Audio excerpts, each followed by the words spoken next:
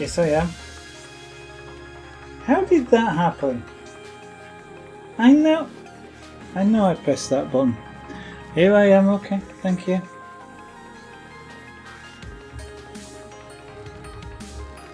Yeah, I muted it.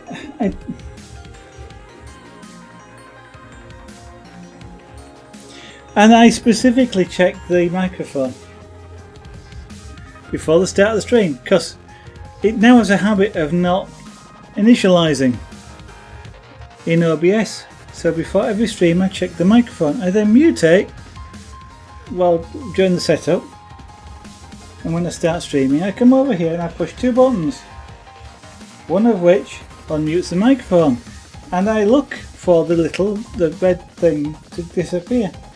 I'm going to have to change the icon colour, make it green or something just to show up. But, oh well.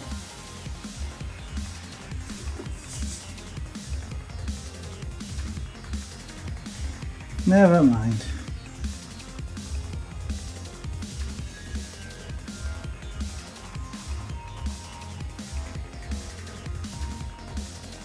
So, I'm doing fine, Wolfie, thank you very much.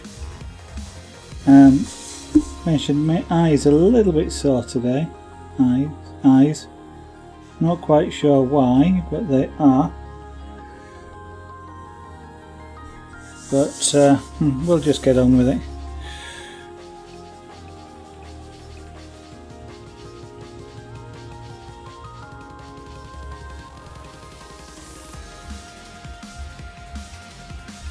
Like that.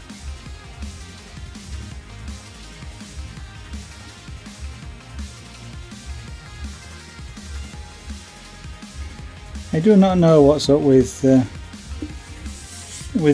this string setup. It never goes smoothly. At least so far my computer is no longer crashing.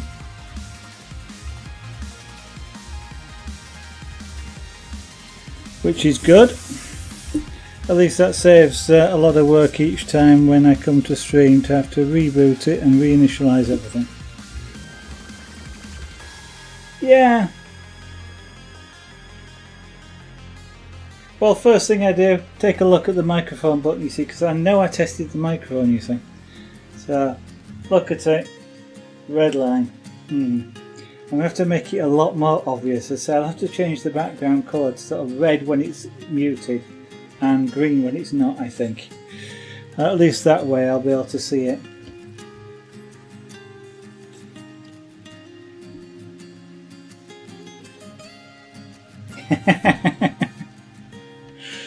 Yeah. I kind of... I don't know if it's the same, but what I get annoyed by is those bottles where you to tear that lid thing off and the bit that's supposed to help you tear it off tears off, leaving it still sealed, and then you've got to somehow sort of manage to, because you can't poke your finger through it because they're usually too hard. Same as milk bottles. Some milk bottles in the UK are like this as well. You've got to find something sort of sharp and pointy to be able to puncture the thing. Yeah, you know that feeling. So do I. Right, so now then, this bit under here I'm going to make dark. Really dark, because it's the bit in shadow.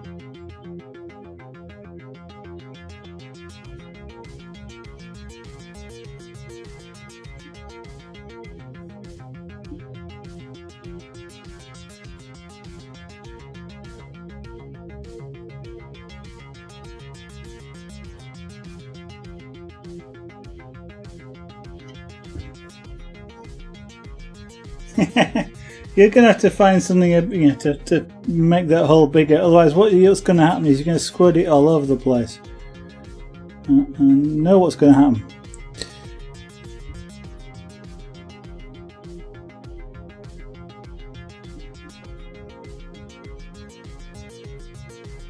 We will make that dark under there soon. What I also actually was thinking about is there is I want to put an edge type mark around here. It's like a frame.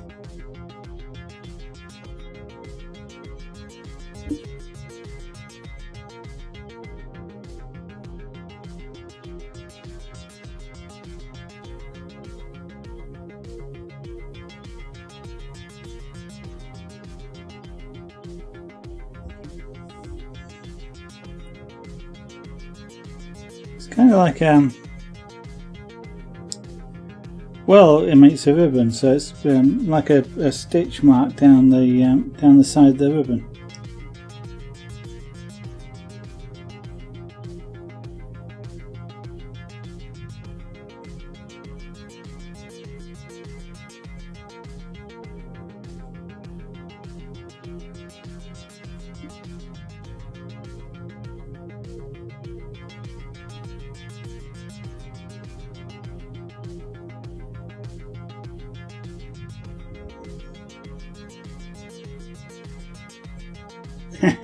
Yeah.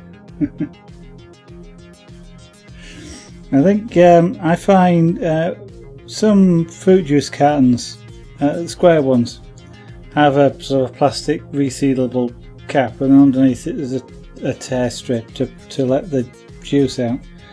And sometimes that, because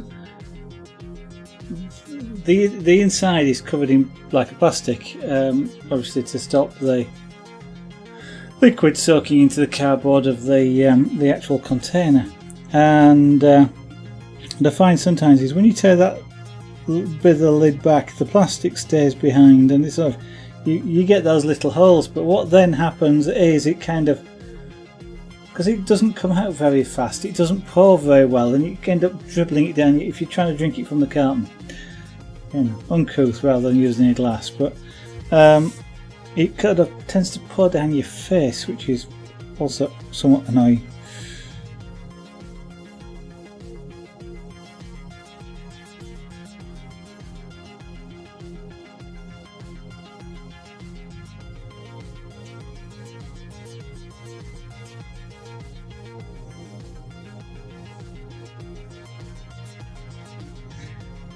Yeah,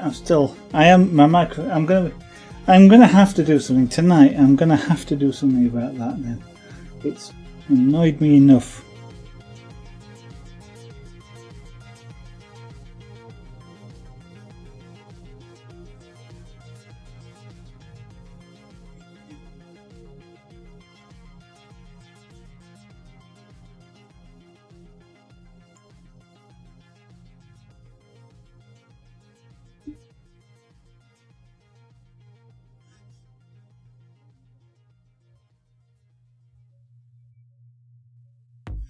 Now I'm doing a little bit here, is sort of twisting this tool in kind of an odd direction. Effectively what I'm trying to do is just instead of using the real pointy edge of it or sharp edge of it like a knife, because I can get really hair thin lines if I do that, I'm twisting it sideways, so like you're still using a knife like that, you're kind of using a knife like that. Gives you a wider mark, and in this particular case sort of makes it look slightly more soft, not as sharp edged, sort of fuzzy.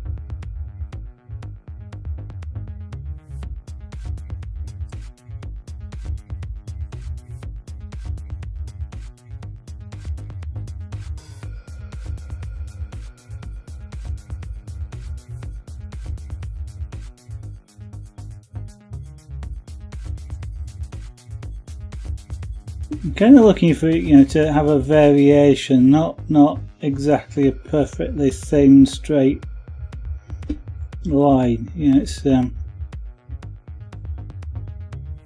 necessarily being sewn perfectly, assuming it's a seam rather than anything else. But that there.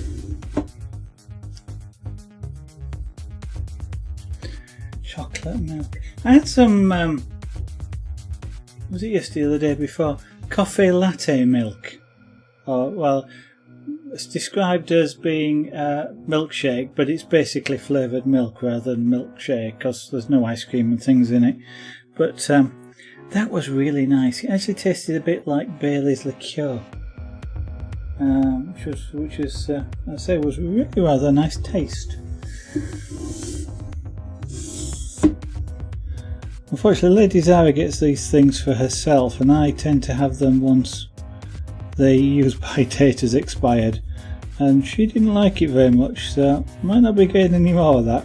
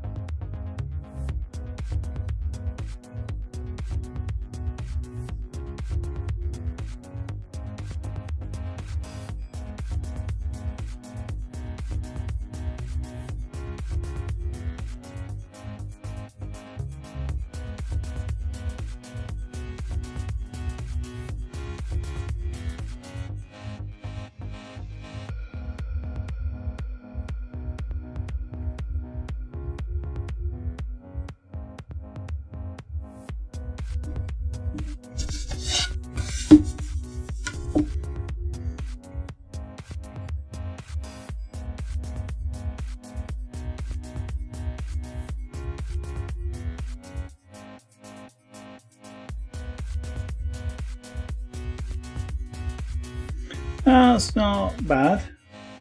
Why doesn't that look right? It doesn't look right because what it's missing is that being joined up there.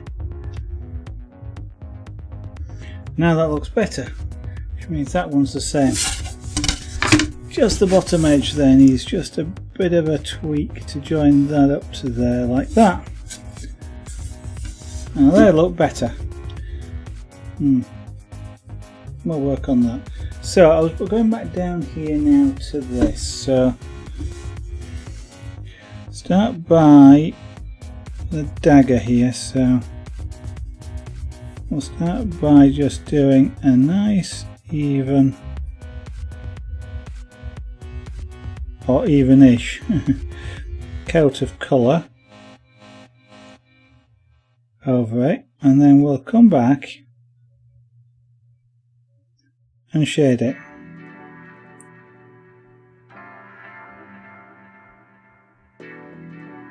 That's probably it's a little bit light. Let's make it a little bit darker.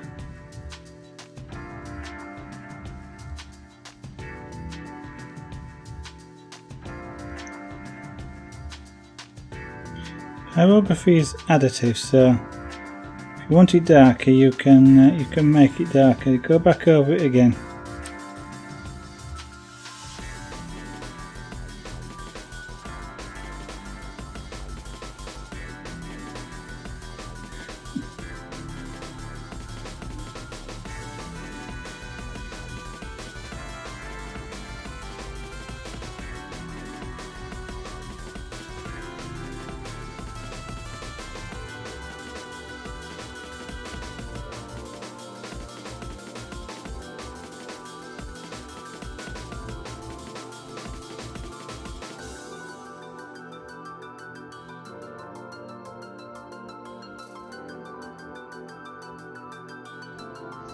I may go back over that again at some point because when I put some background in that may look too light, in which case I'll have to come back.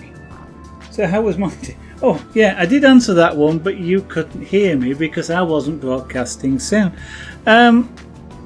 It's not been a bad day, thank you, Wolfie. I ended up doing some emergency programming because of my co-worker was off sick and I needed to do some programming in order to be able to carry on from where he left off, otherwise I'd have had to start again. And the programming was more fun than starting again and also more useful. But apart from that, and apart from the fact that my left eye in particular is feeling like somebody's blowing air in it, actually. It's that sort of feeling. Like you got wind blowing in your eye, so it's a bit sore. Which may or may not affect what I'm doing, but we will carry on for a while and see how we're going. How are you anyway? So all that talking about, you watching a second stream. Why are you watching a second stream? And maybe I ought to keep mentioning your name, so eventually you get tired of wondering what I said and switching between and all that lot. It's all gone out the window. That camera could do with tilting up a little bit, down a bit, couldn't it, like that? There. Because it kind of looks like I'm peeking over the top of the frame. There we go. You're confused? Why are you confused?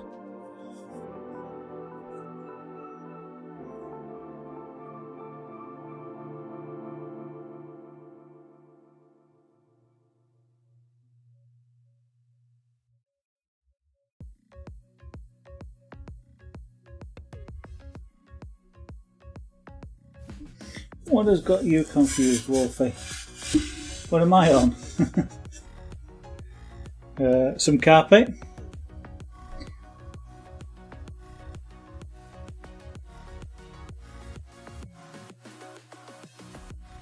No, I answered your question, and then I said, I answered that question earlier on, but you missed the answer to it because I wasn't broadcasting, and also all the other slight trolling I did of you, which was completely wasted because you couldn't hear me.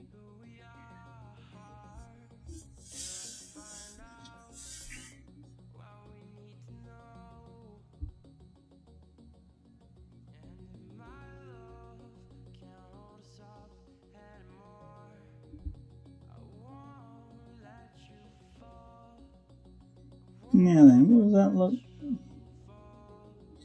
Yeah.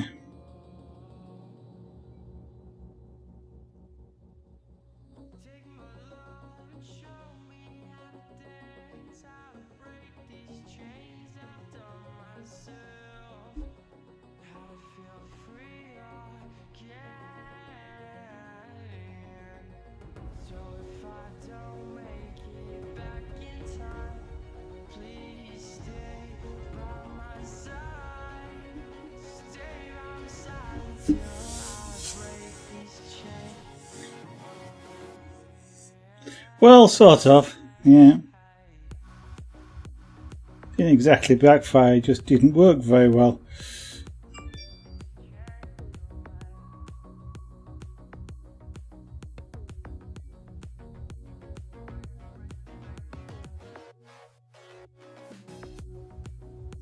And it basically means all the fantastic explanation of what I'm doing and things like that that I've been giving was, again, completely wasted.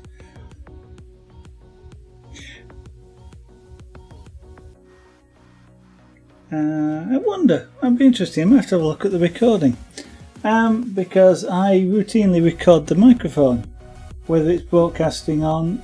I don't know if the mute stops it recording. Somebody stops it broadcasting. I'm going to have a look to see if the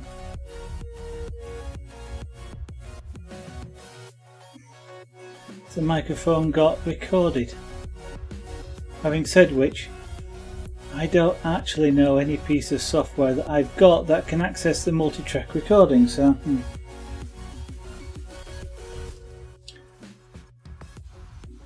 Hello, Timon. I am going to cheat and just use the end of your name there. Welcome to the studio, thank you. I was concentrating, that is true, yes, I was concentrating quite a bit.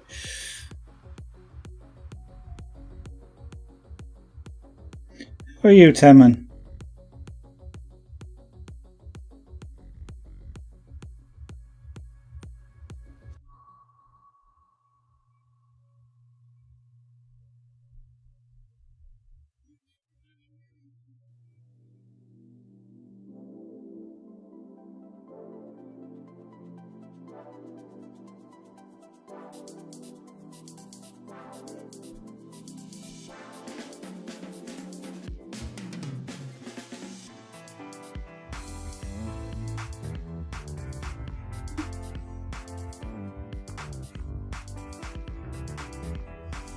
So that's the dagger.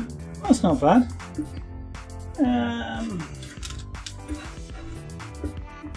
Do I do this fight? Or do I do some colouring in here? Let's do a bit of colouring in here, I think.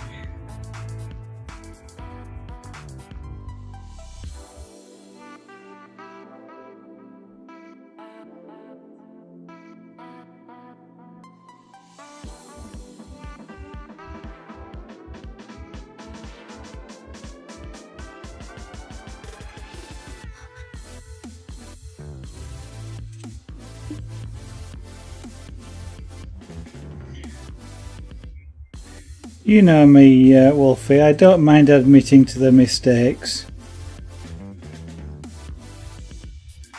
Even if that mistake is forgetting to turn the microphone on somehow. I don't know, I half wonder whether, you know, there's something going on sometimes that, yeah, I'm convinced I've pushed the microphone and it has, and I'm convinced I saw it change to being unmuted. And then it gets muted again. I don't know, there's a gremlin around somewhere, I think.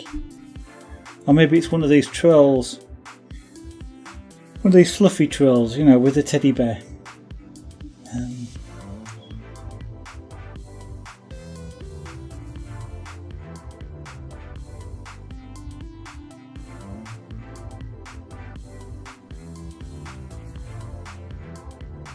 Mind you, I am quite pleased my PC has not crashed now on wake up for several days.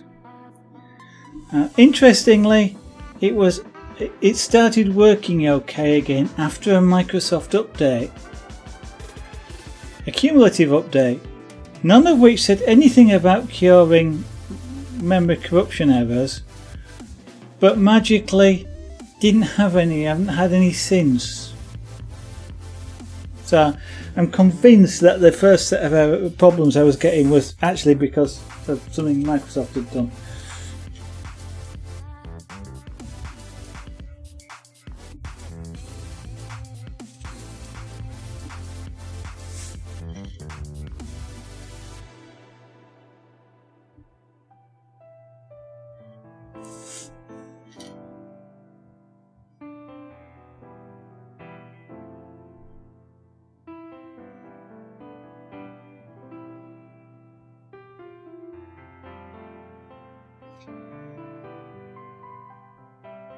So how do you think this card's looking, Wolfie?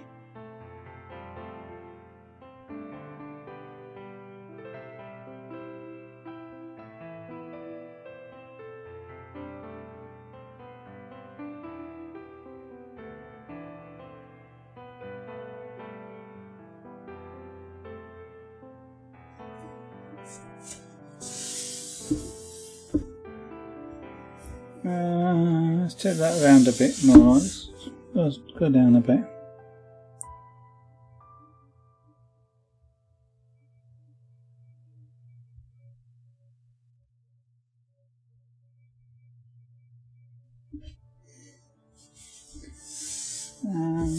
Yeah, we've then got dark edges around.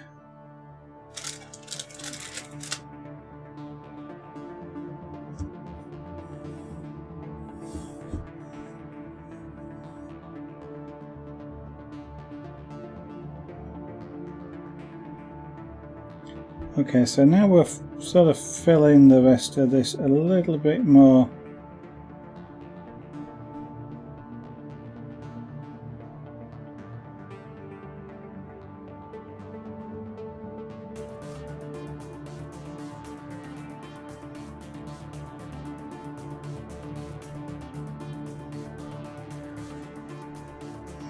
Darker, because what I'm going to do now is go around the outside with a fairly light colour and then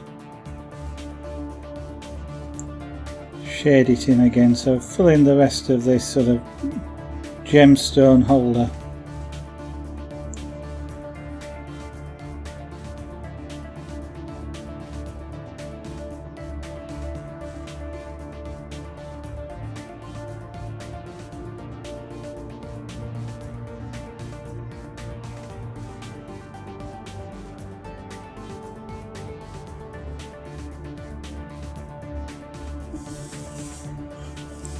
have to remember to make sure I don't work too far towards the right hand side of this drawing board, because that's off camera. So just giving a base colour here,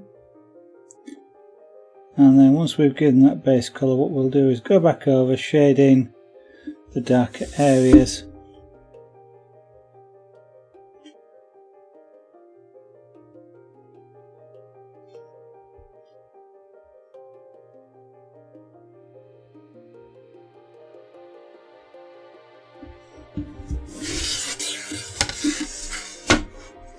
I mean, I didn't do a great job of making this circular, but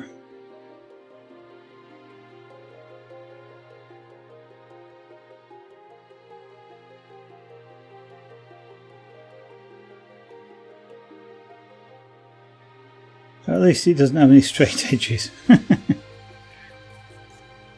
It's roundish.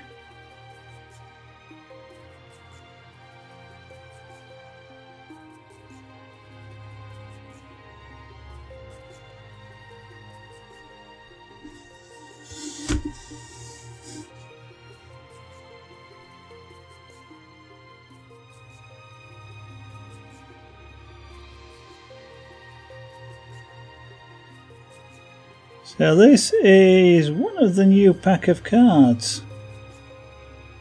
That is now, was it about a week or so away now for release, I think?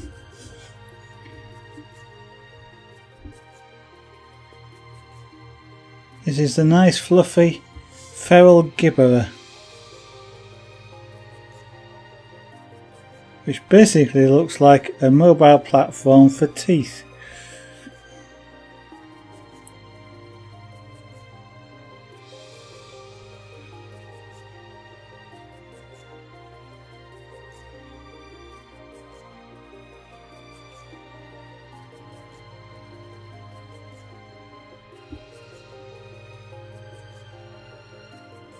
So that base level of colouring there. Now I want to just work out here exactly how I'm going to colour this.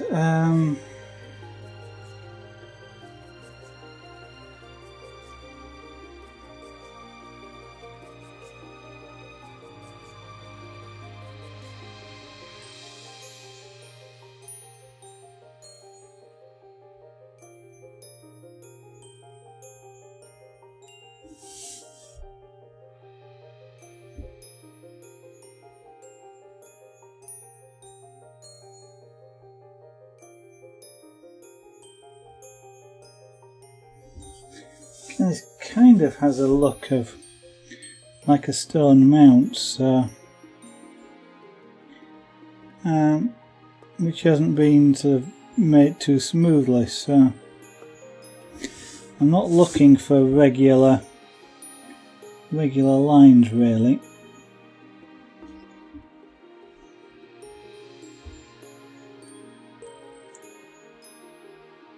You know, the fact that the thickness of the line changes is just the sort of thing I'm just after. And so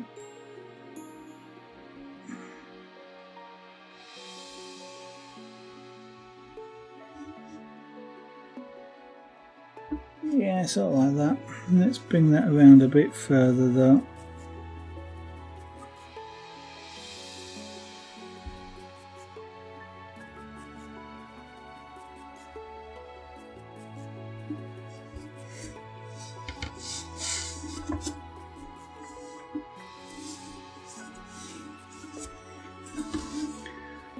And yeah, I do have a reference picture of this, so I'm sort of sticking to the reference, but it's not going to be 100% accurate.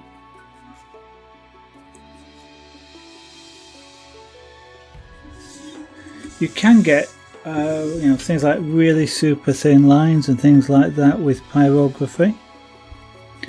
And so I can effectively draw like a pencil and get, you know, super detailed drawings. But You always have to ask yourself the question when you're doing these sorts of things is, do you actually need that much detail?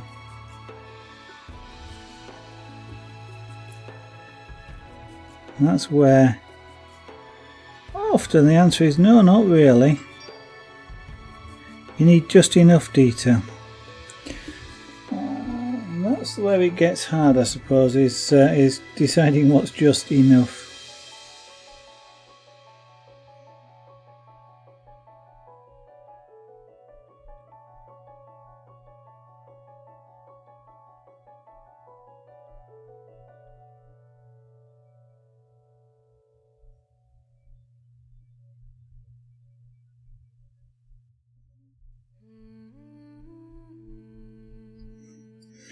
Right, and then we've got a darkish sort of frame again, really dark around this edge here. We're in shadow, of course, coming down the bottom.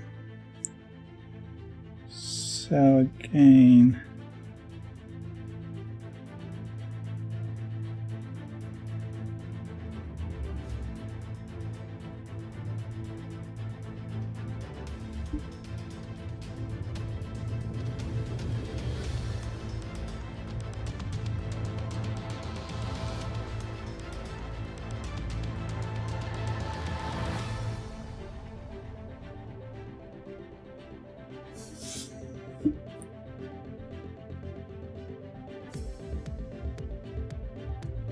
I use a little bit more of the tool. I'm trying to kind of stay away from using the sharp edge here.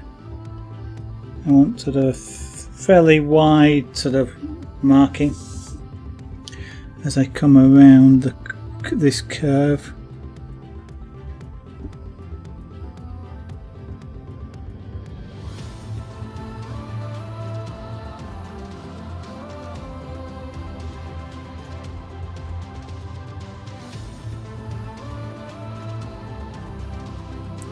I want to keep a fairly sharp edge on the outside though. I don't want to go over the line, so to speak. I don't want to colour outside the line, because then it looks odd. Because there is that dark outline there, and if I colour outside that line, it will look not as good as it should.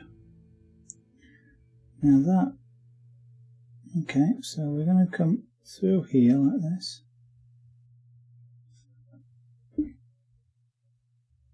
Now the effect here, it should be somewhat of a highlight.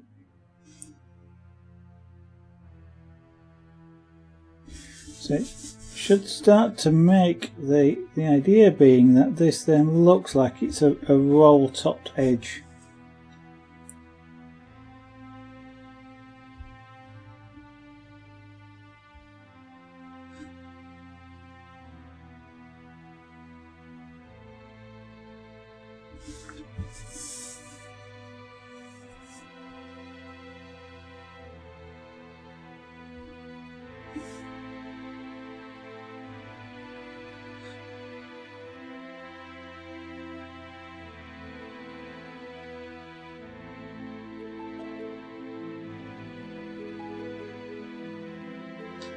And where that bit of plastic out of my brain, I can see what I'm looking at. Yes, it's dark, I thought it would be.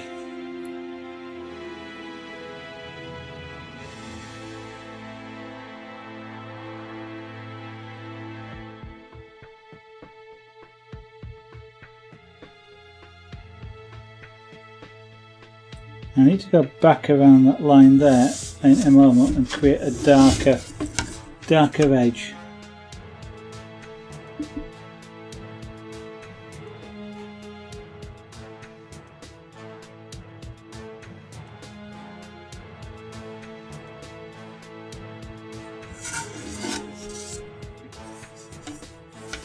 And then that gemstone wants a little bit of colouring on it. Now I kind of want a dark core. I can't see that. Who was that follow there from? Rang Home Design. Fang Home Design, that's an interesting name. Thank you very much for the follow, that's very kind of you. And I like the name. Thank you very much.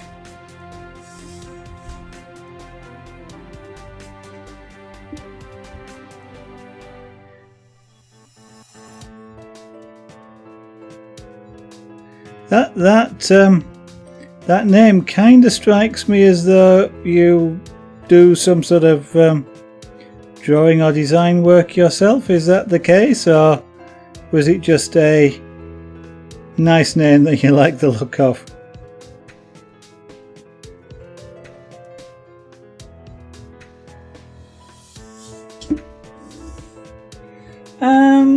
Not really, no, it isn't. Kind of a hard thing to say. I mean, it's like, is it hard to draw with a pencil? Because effectively, I'm not doing much different to what I would do with a pencil. Especially if I use a tool like this one, which effectively I can use like a pencil. So from that perspective, the heat just gives you, instead of pressing hard with a pencil, you slow down with this, or you apply more heat really. So is it difficult? It's like saying, is it difficult to draw? And I think that's the key thing. If you're familiar with drawing, then I think you could have you've got a good grounding into pyrography. It doesn't mean you have to be fantastic, a fantastic person with a pencil or drawing. If you know how to handle it, if you lay it down, you get a wider mark. A little bit about shading, then you can do the same thing. But you can equally well, you can just write with a pen. You turn the heat up, you get pure black. It's like writing then with an ink pen. And anything you can doodle with an ink pen, you can do exactly the same with the pyrography tools. You draw your own perla bead sewing patterns. Nice. Okay. How do you sew a perla bead pattern?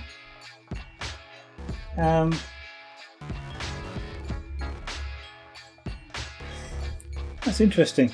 I guess as you can use, it's like drawing with a pencil. I guess you start, but once you start, you start to learn the techniques then of how to keep the colour smooth and consistent. I'm partially good at it, but so you don't get sort of, if you're drawn with a pencil, you don't get sort of lines. How can I explain? I guess I normally explain this as there's 3 styles of pyrography, and it's kind of the same in painting or in drawing, I guess, as well. There's a style which is like this, which I describe as being photorealistic. Not that it's like a photograph, but it's you don't get, when you look in real life, you don't get a black line around somebody, so there isn't any black lines around things here. There isn't. I know there's a few, but this is a half cartoon image anyway, photorealistic. That sort of style. Okay, so you don't have the black line around it, so everything's done with shading. Then there is a style which this is getting towards that, which is and you see it a lot on cartoons. There's a black outline around the things, and you colour in between the lines. And then there's a style which is pure black and white, which is a bit like drawing with an ink pen. And sometimes a lot of that style often will use stamps, so like these shapes and diamond shapes, these sorts of things, to actually sort of stamp down pyrographic colours. They're all different techniques. Some, a photorealistic style is harder to do just because you've got to be adjusting the shades that you're working with rather than working with just sort of like either the stamp or an outline, because with an outline often anything in that outline is going to be the same colour, so shading tends to be sort of fairly blocky. And so I guess the real difficulty of learning this sort of thing is knowing how to get this smooth, realistic looking shading. A lot of patience. It's an interesting thing. A lot of people say the same thing around home design, and that is, I don't actually think it does. And thank you. That's Theo. Theo, he was a year old, just almost a year old when that was that image comes from him when he was almost a year old.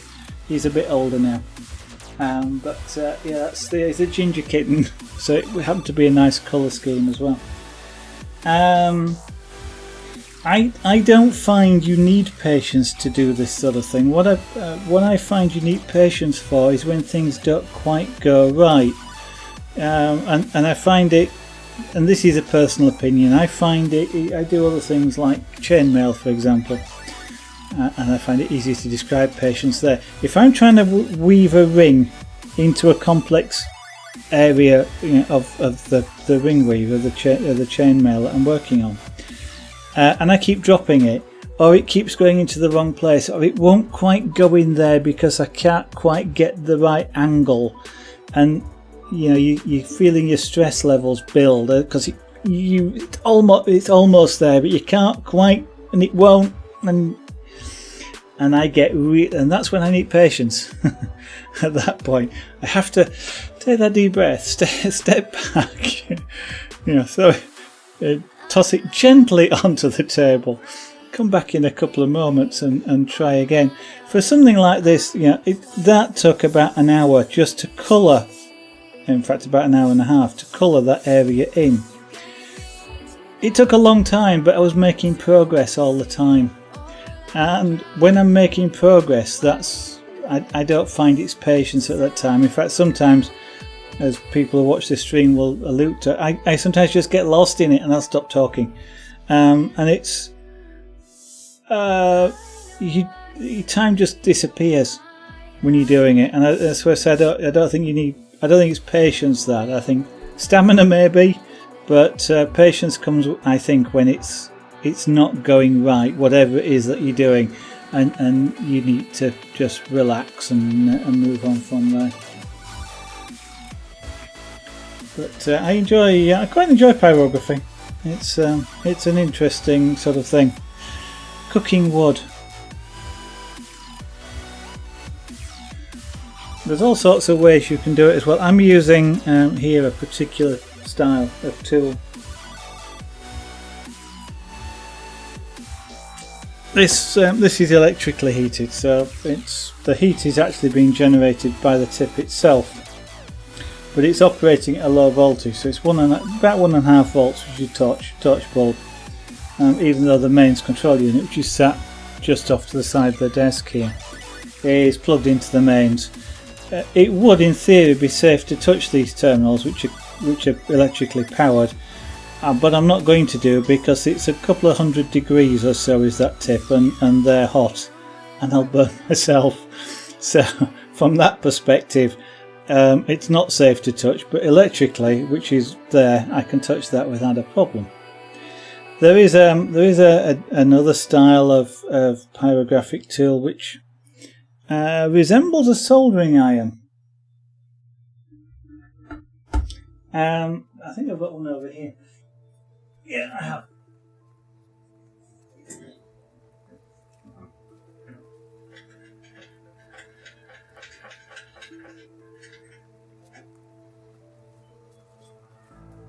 This isn't sold as a pyrographic tool, but you can actually use it. This is a soldering iron, but you can use soldering irons to do this. All it really is a heat source. That's all. I mean, people there are artists, not on a board this small, but on really big boards, who use blowtorches and acetylene torches. But you can use a soldering iron. The only thing I would say is don't use one that you've used for soldering, and don't use one that you've used for pyrography when you try soldering, because they contaminate each other. But this one's a temperature controlled iron. The ones that you get in hobby shops tend to have a bigger handle than this, but a similar sort of thing, and you get interchangeable tips. They usually screw in and out, so changing a tip is a little bit awkward just because you've got to unplug it from the mains, use pliers because it's hot, really hot, unscrew it, find somewhere to put a hot piece of metal that's not going to burn your desk, screw another one in.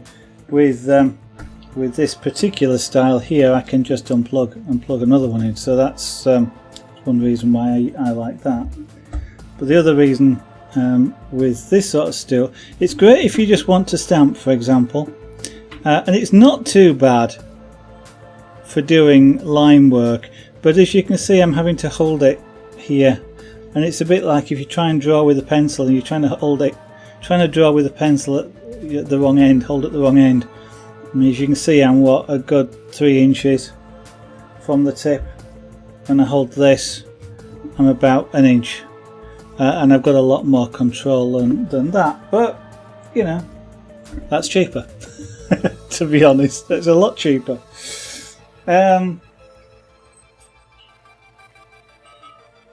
So they're potentially a good.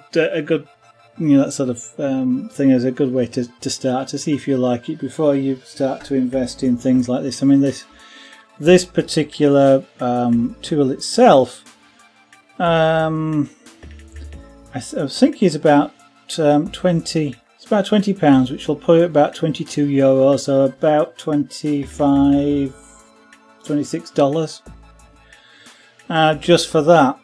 Without the control unit, without the cable, and this one's getting a bit loose. I need to tighten it up a bit. So that's how you feel when you sew perler bead out. The time just flies away. Yeah. With sewing perler beads, what do you actually take the beads and sew through them, so that you actually sort of just like you do, I guess, smaller beads, as I was sort of thinking of. But you're using the larger. I'm assuming you're using the larger perler beads, or am I actually mixing two things up? Yes, I'll need to give you a permit to do that, but just bear with me a second. Yeah, it'd be interesting. Just wait until.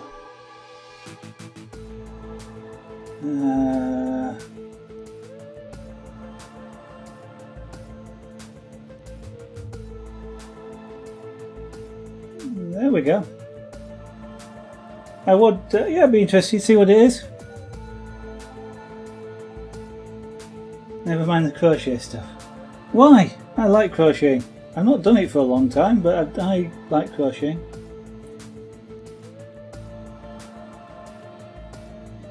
I didn't mean to do that. I meant to.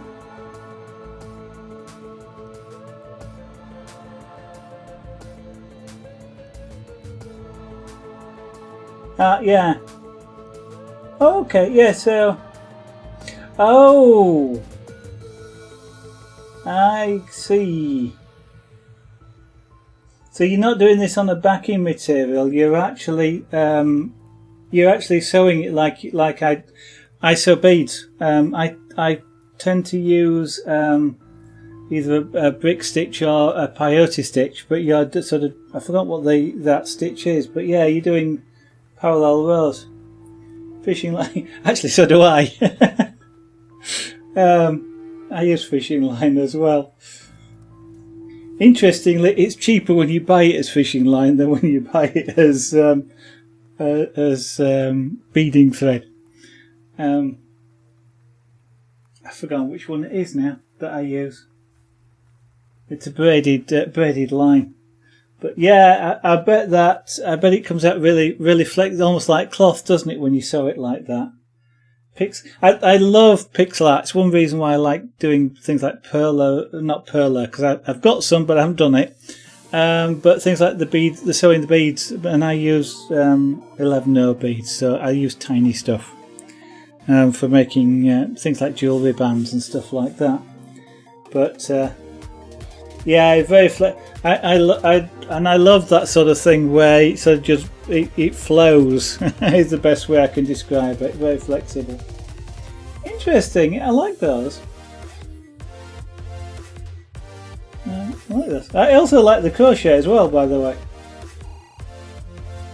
Yeah, not now, thank you.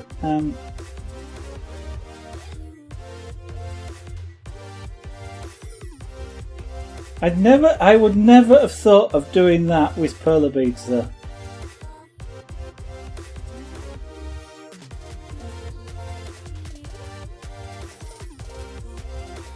At all. Oh, I like those.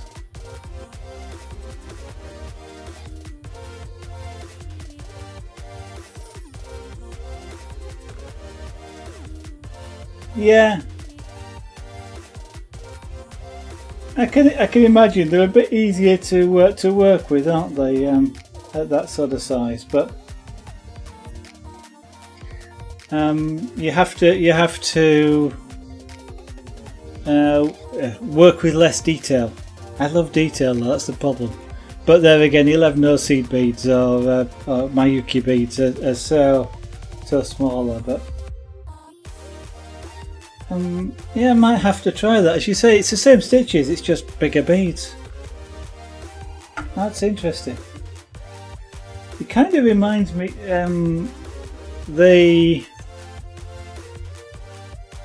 the detail level that you've got with that with the perler beads. I do latch hook rugs as well, and there's only something like about 10 stitches to the inch, if that 8 to 10 stitches to the inch. So again, you've got the same sort of problem when you're trying to do it. You can't put a lot of detail in. You've got to work around it. Yeah. That's really good. Do you stream any of this, or is it just stuff that you do? I think, did you just say you stream it? Oh.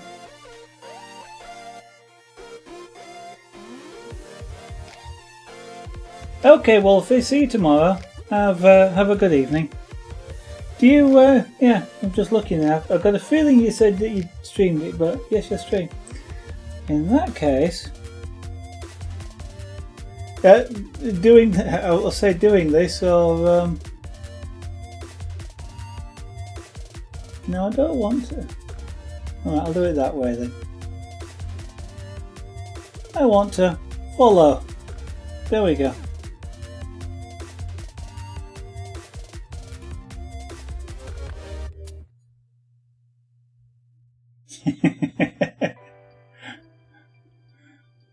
I assume the papers are about the mad bit. So I have just followed you so that next time, if I get a chance to, I will take a look. You do Creative Monday, Wednesday and Friday, and World of Warcraft Tuesday and Thursday. Okay. World of Warcraft isn't something I tend to watch. What sort of time is it you're streaming? Because of course I stream between 7 and 9, so it's a bit... it can be a bit difficult sometimes to watch.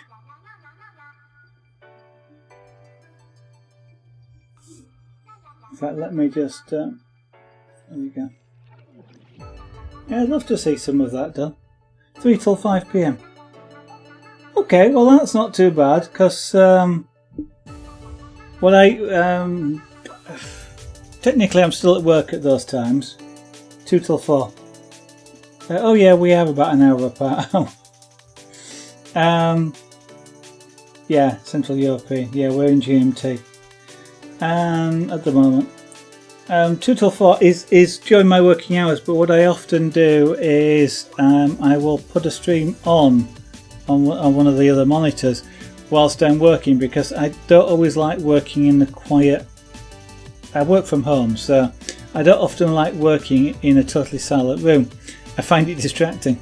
So what I'll often do is put a stream on and I sort of half watch it, half listen whilst I'm working. So I should now get some notifications when you're live. So I shall endeavour to try and drop in and see what's going on. Yeah, it's now what? It must be about 30 years since I last did any crochet work. I do all that sort of stuff. Surprises a lot of people. I can crochet, I can knit, I can sew.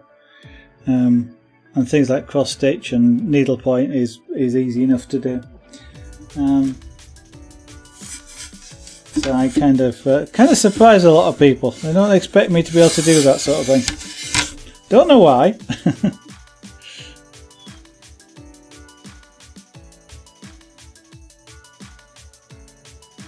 I'm going to put a dark core just in here, so like, because the dark core will make you, exaggerate the rounded top look. I've got to come back and shade that again there.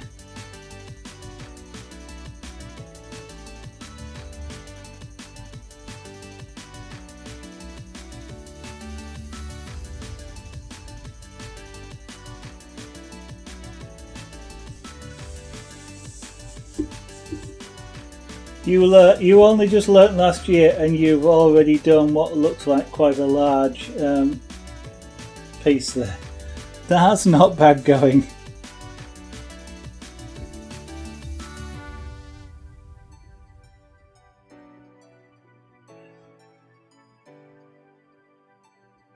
I mean, I know it's kind of, once you've done one square, it's kind of just repeating the same thing, but it's still... that's still a lot of crochet work, is that? There's got to be easily several days or months on that, I'd have thought.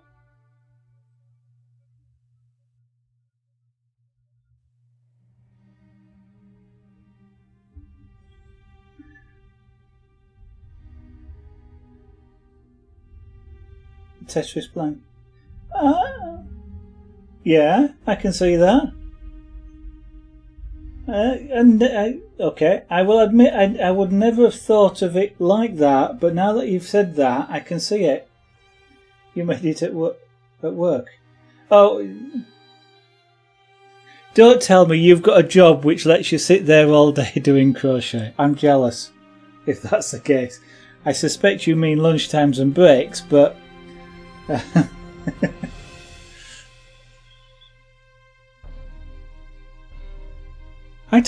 I used to just tend to read a book. I'd eat my lunch and read a book. I never thought of getting out a crochet hook and doing some crochet work.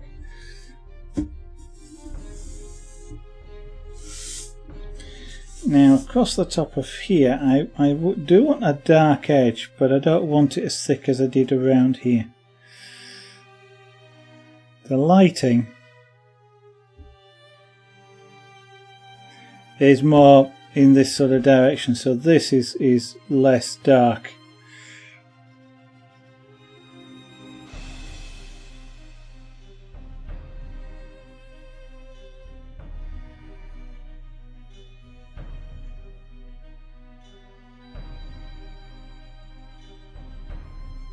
Ooh.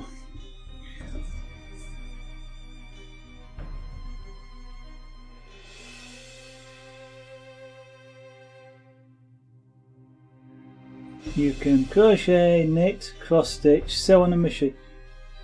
That's something I've never actually done. I've never actually used a sewing machine ever in my life. I've got one over there, but that's just to do some... I've got some curtains to turn up. But I've never actually done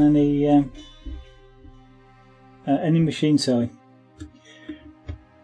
I just kind of need to clear this desk in order to... I've got some curtains I need to turn up, but I need a big table to do it on.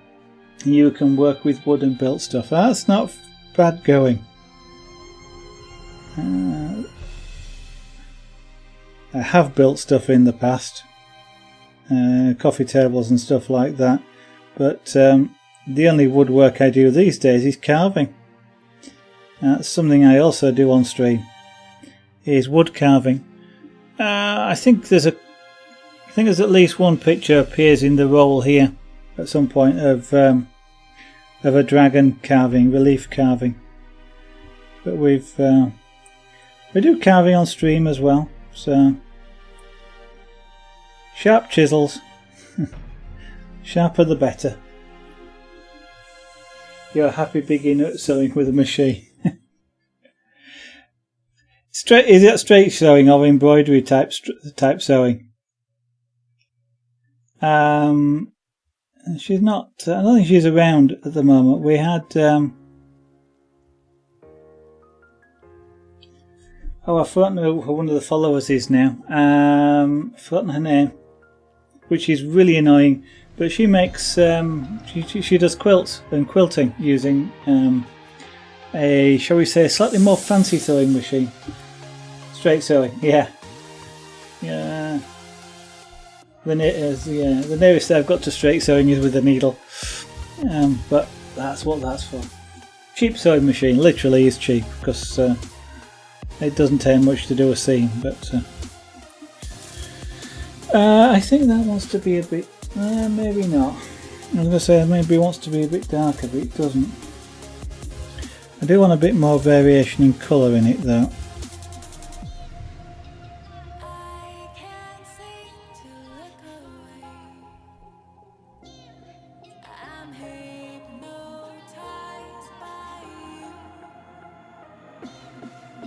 I think it's a little bit bright as well, yeah, just a bit.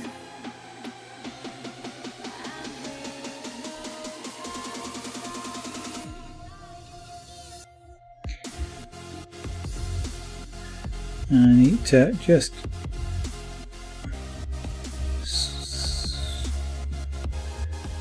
make that just a little bit more sort of faded a bit. I don't want it. It's a bit of a sharp edge. I'm just throwing you a second so I can find it for me.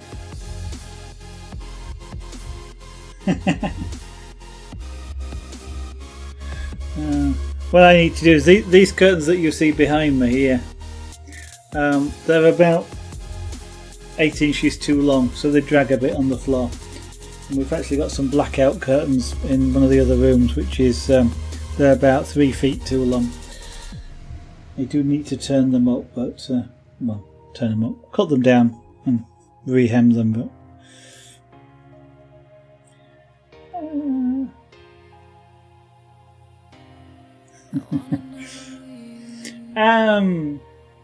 not too bad.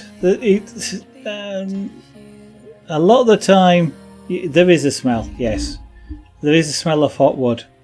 It disappears really quickly. You get more of it when you go for the darker stuff, like this.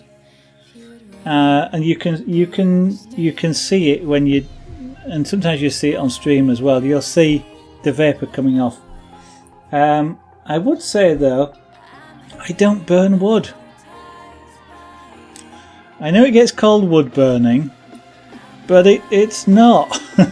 There's no flames. At least, well, these tools don't get hot enough to actually set wood on fire. It doesn't even get hot enough to set paper on fire. But it's actually a process which is like making toast. It's exactly the same process where you're drying out the toast, and as it dries out, and the water vapour comes off of it, it goes brown. And that's what's happening here. It's not exactly the water. It's not exactly water vapour, but it's the cell contents, the wood fibre contents, which is coming out, and some of it's evaporating off, and some of it is actually being cooked. So it's a bit like making maple syrup, where you take the tree sap and you heat the tree sap, which then becomes the maple syrup. It's a similar sort of process that's going on when I apply heat here. I get both the drying and I get the I'll describe it as sap, but whatever the liquid is that's within the fibres, which is also being cooked, and the two make the brown colour. And it's more a process of cooking the wood rather than burning the wood. But yeah, no, don't worry about it. You don't have. I wouldn't expect. There's not many people know it. I mean, everybody describes it as wood burning. I usually describe it as, if I'm just doing it, saying quickly to somebody, I will say it's wood burning because they kind of understood what it is. But equally, a lot of people are. When you talk about wood burning, you know, would you try wood burning? Well, it sounds dangerous. You know, it's fire and things like that. And as you can see, there is no fire. And if I describe it as cooking wood, it kind of sounds a lot safer. And it is a lot safer. As I say, though, as I mentioned earlier, there are some artists who will work outside and they'll work on 20-foot long sheets of wood. You know, great big things, and there they will literally use blow torches or acetylene torches, so they're using real fire, and they get images that way. But inside, that's a little bit more dangerous. The smell though tends to be more one of, in here, tends to be more one of warm wood. So it's burning wood is a bit sort of acid and not necessarily a very nice smell. But this is kind of like, it's getting there. You know, if you go really dark, you do get that sort of slightly acid, not very nice smell. But generally, it's kind of like wood that's been sat in the sunshine. It's warm. It's got a relatively pleasant smell. I keep thinking unfortunately, this is birch plywood, which is one of the better woods for doing pyrography on because it's white, or it's very light. And the grain structure makes applying pyrography to it a lot smoother. If you try this on pine, it smells differently for a start, but you get white lines, which is to do white lines, and you get ridges formed in the wood as you apply pyrography, and that's to do with the way the wood reacts to the heat, to the cooking effect. It shrinks, except where the rings were, and they don't shrink, they stand proud. But they don't colour as easily because they don't contain as much of the liquid, and so you get sort of white stripes where they with dark dips between them, and it's really hard to apply pyrography to. But birch is a very good wood, and basswood's another one, European lime, and I've forgotten what the other one is that is used quite a bit. But what I was going to come to is I would love to try something like maybe olive wood or something from what menthol. Which tree produces a menthol-like smell? I'd love to try doing some pyrography on those sorts of woods just to see what the smell is. I suspect there wouldn't be olive wouldn't be a really good wood for pyrography because it's quite dark. But just to see what the smell will be like sounds. This card reminds you of a Hearthstone card. There's a good reason for that. It is. That's one reason why I'm broadcasting in the Hearthstone. Well, I don't know if you came from the creative category, or I'm also broadcasting in the Hearthstone category. This is one of the cards which are going to be released later this year, in about a week or so's time, I think it is. It's been delayed, I understand. So this is one of the cards from the new deck.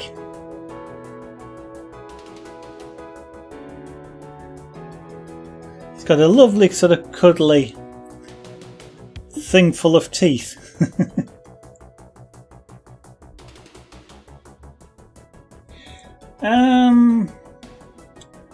What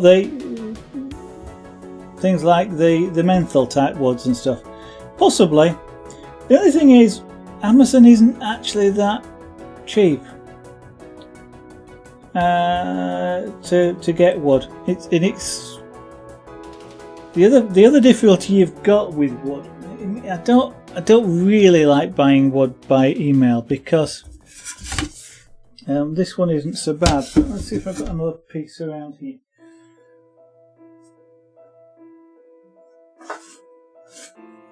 I mean, just as this one isn't, but if I get this piece of wood, for example, here, and the camera's going to have a problem with this just because it's so bright, but it's got a knot in the middle here, and another one here, and this area of the wood here is all rough because of the way the grain was, and this side of the board is not very good for applying pyrography. You can sometimes deal with knots because you could maybe, like, in fact that one kind of reminds me of sort of like an angelfish. There's its eye, there's a mouth here, I can see a mouth, and you could maybe do a fin up there, but the rough wood there would be sort of difficult to deal with, and maybe there's something over there, that could be another eye, for example, like, I don't know. That's kind of like this is kind of like the side of a fish, and that's kind of like looking as though you were looking at an eye that way.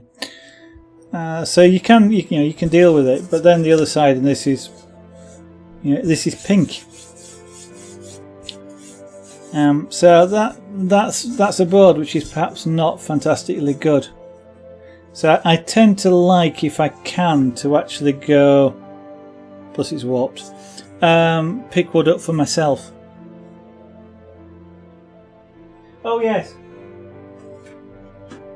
Unfortunately, we don't. Well, we have near where I live, within a reasonable distance, we do have a commercial lumber yard that sells really, tons of wood every day, and they have quite a few exotic woods in, but they tend to be really big boards, and that's expensive.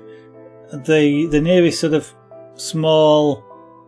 The wood shops that are best are the ones that deal with people who do things like wood carving and small joinery type shops, rather than the big commercial wood shops. And unfortunately, the nearest one of those is about an hour and a half away from where I am. I have got quite a few bits of wood, especially for carving. I got a few bits of wood like that from there, but wood isn't fantastically cheap. I mean, even plywood like this, it's about €2 to €3 for something like that. This is plywood, which actually is quite good. Plywood is quite good. It's a cheaper wood, and it becomes cheaper because in this particular case with birch plywood, there only needs to be one surface, which is good. The other surface doesn't have to be, as we were just talking about there, because you only apply pyrography to one side. This plywood is good because it doesn't warp as easily. When you cook wood, just like when you cook meat or you cook toast, it bends on the side that you heat. It bends, and that's because as you cook the fibres, they shrink, and this on wood it causes the warping. I've got a piece of wood around here. If I use solid wood as opposed to plywood, I have to work with a piece that's about that thick in order that it doesn't warp. And this actually has, I don't know if you can see, it's not fantastically easy to see it on the camera, but this is actually curved like that. It started straight, but it's actually curved, and that's a good third of an inch thick. That'd be about 1 centimetre thick. And yet this board, which has got a lot more pyrography on it, is virtually straight, and it's the construction of the plywood itself that holds it straight. Oh yes, but yeah, cutting it's not a problem. It's not too much of a problem, but yes, it's a good idea because the big shops can use a guillotine, which is better than using a saw, and these sorts of things. But it's the price. It's the price of wood. I say this is about €2 to €3. When you get sort of what would be a 2 metre long sheet by €1.5 meters wide, you're talking €25 to €30 for something like that. Doesn't sound a lot of money, but you know, it's it adds up. But yes, that's why this is roughly A4. It got cut to size.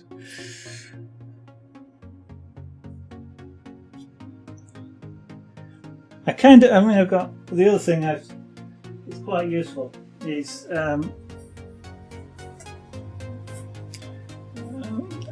I managed to pick up these. This is actually packing material for something. I've forgotten what it was for now. But I was somewhere where they were about to throw a load of this stuff out. This is hardboard. And I kind of said, can I have that? It's not fantastically good for applying pyrography to because it's dark. So the colour ranges, you can imagine, you know, this is halfway to that already. But it's great for practicing because it was free. It's great for practicing on, and you can actually use it quite nicely. The pyrography on this, because of the way it's constructed, it tends to be more consistent as well. There's no grain in there, so you've got a more nicer surface to apply pyrography to. It's just darker, so you kind of have to adjust your image appropriately. Maybe start doing things like night type scenes or things like that, or perhaps older sepia toned type things on here. But it's certainly, you know, this actually is relatively cheap to buy because this is a construction material normally, so it works quite well. But I do sort of use that for practice. Although having said which, as I say, I do some finished pieces on it as well. Yeah. I'm kind of familiar with that, but it's kind of like saying, let's go buy 5,000 toilet rolls because they're cheap. You just need the 500-600 euros to go buy them in the first place. Then it becomes really cheap to use them, and you don't need any more for 10 years. But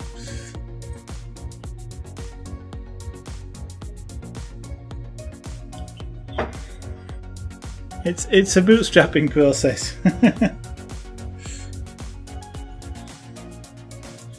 What I kind of need to do is, I'll keep doing, is when I make something like this, I'll sell it, which is enough to replace the wood and buy another sheet of wood, and then bootstrap like that, and I keep getting more.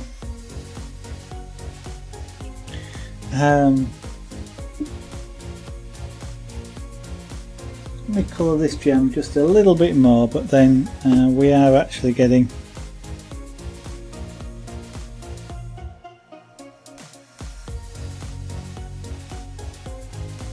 it's got a bit of a heart transition, which I don't like.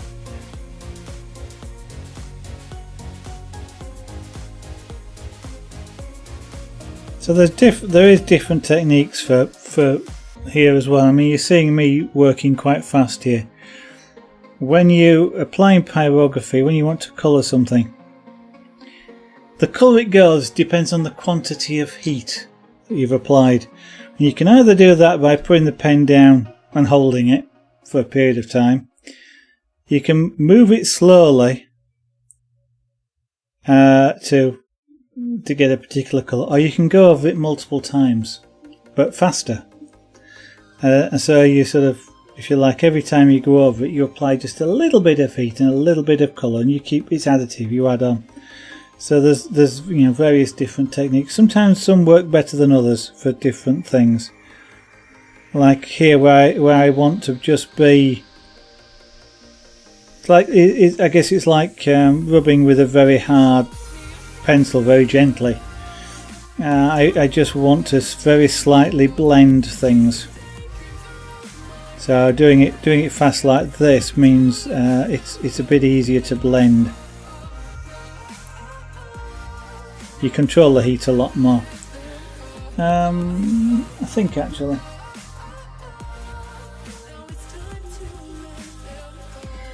I've sold 2 or 3 pieces privately. They're not up on the shop as yet. I've not really started selling them commercially. I'm quite prepared to sell them. I don't mind selling them. This one, the cat is my cat, so it's my picture. But the other Hearthstone cards, for example, it is here. That will be going into the shop. The only problem with the shop is that before I put this into the shop, what I've got to do is work out which countries I can or cannot send it to. Because things like America, places like America, for example, I can't send this to America because they don't like the import of wood products, not unless they've been gamma irradiated and certified as such.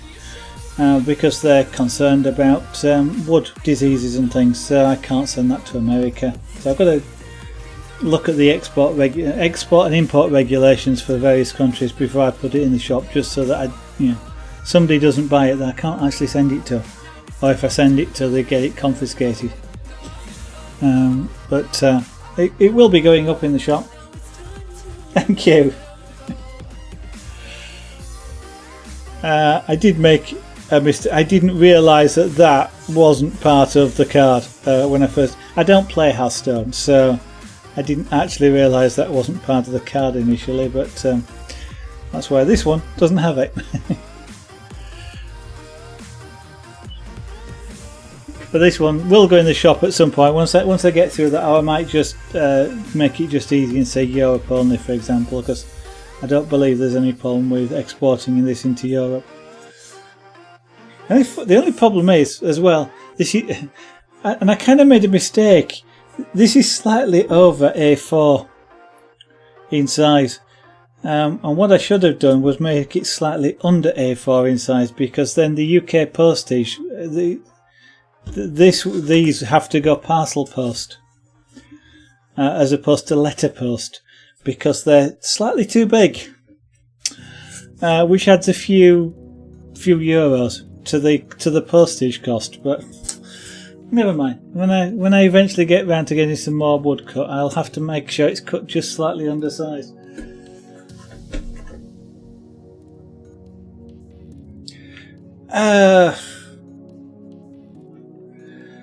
I don't know, to be honest. There was about 5 hours of work in that one. So far we've done about, because I've been talking a lot, there's about 3 hours in this. I don't actually know what that sort of thing would be worth, because there's always the trade-off between the amount of time it takes and I don't know. Let me ask you the question. What do you think it's worth?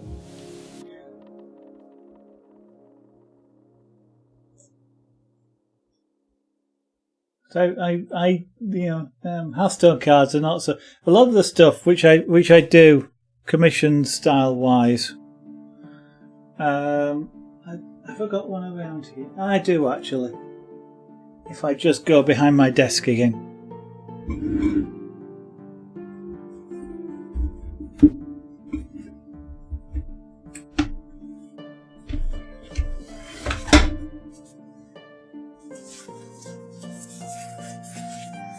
Stuff like that. So I've got a couple of pieces here, and that's that. These two. They would be about £40 or £50.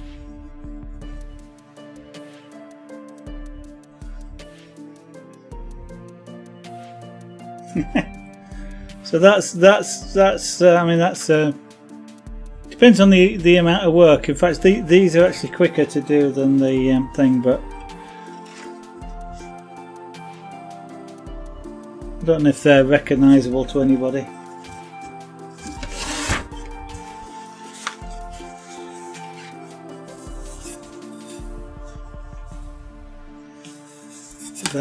Those were commissioned for Christmas.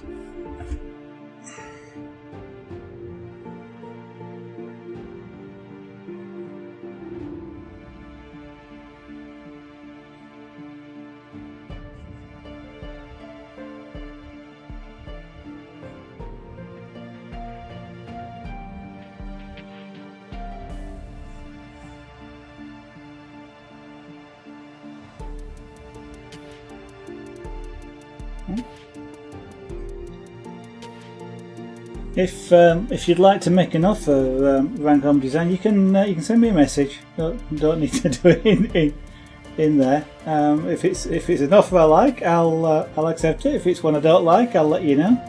I won't overcharge you, and we can always talk about it if you're interested.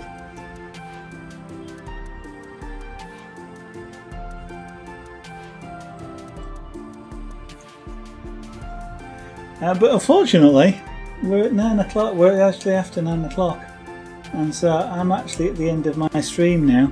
I normally stream for about 2 hours. I start somewhere between 7. The camera keeps moving, or rather, I suppose I keep knocking its wire. Which, sorry if I'm making anybody sick. Let me try and get this camera to sit still.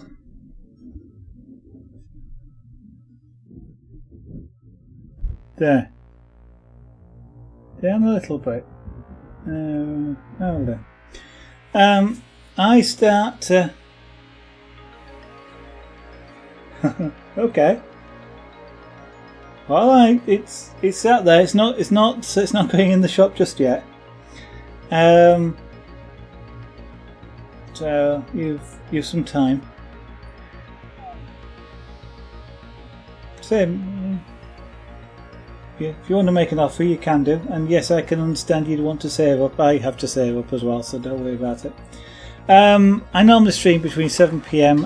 Start streaming between 7 and 8 PM UK time. That's GMT. Just about every night of the week. Although next week I won't be streaming Monday to Friday because I'm working away and I can't stream when I'm away.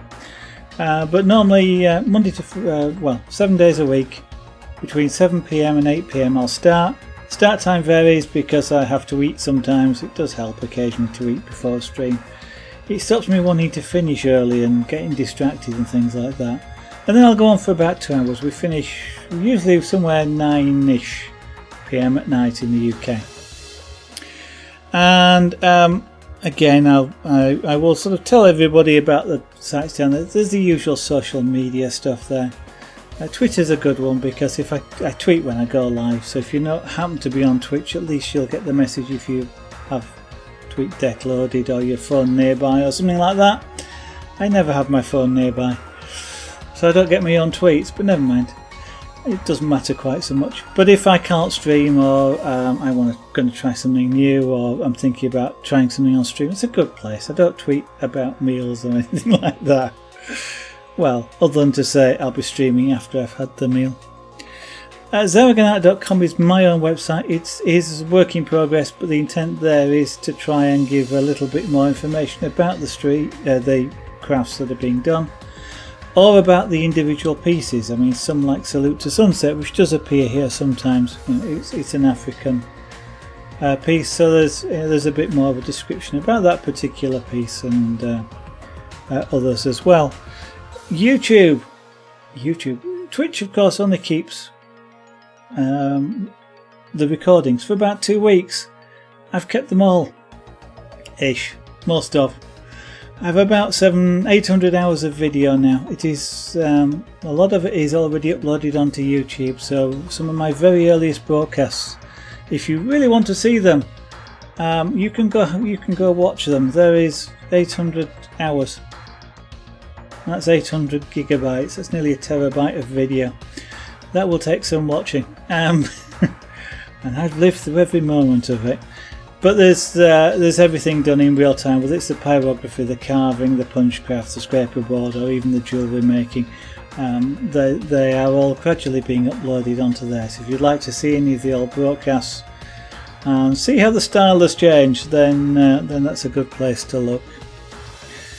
And what I will do is also, Wolfie's gone, but I'm going to say there's 3 buttons up at the top right there of the screen. There's the follow button.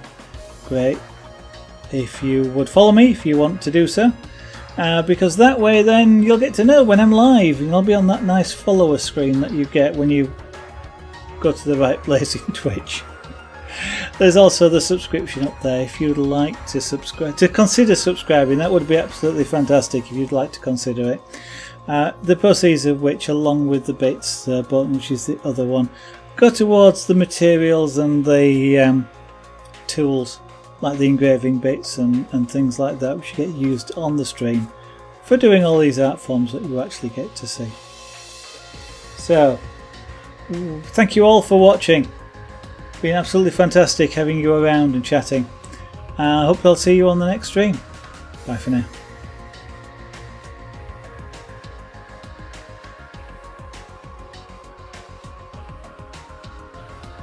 Thank you, Rank Home Design. Well, you've got a lot to watch there. Good evening and bye.